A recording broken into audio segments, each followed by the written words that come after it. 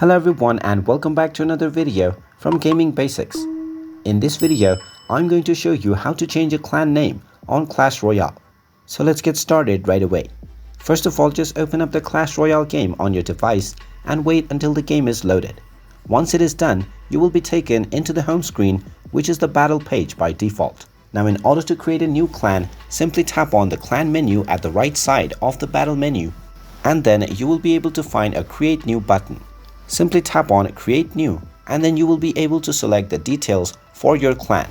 After entering all of your settings, just tap on the create option and then your clan will be created.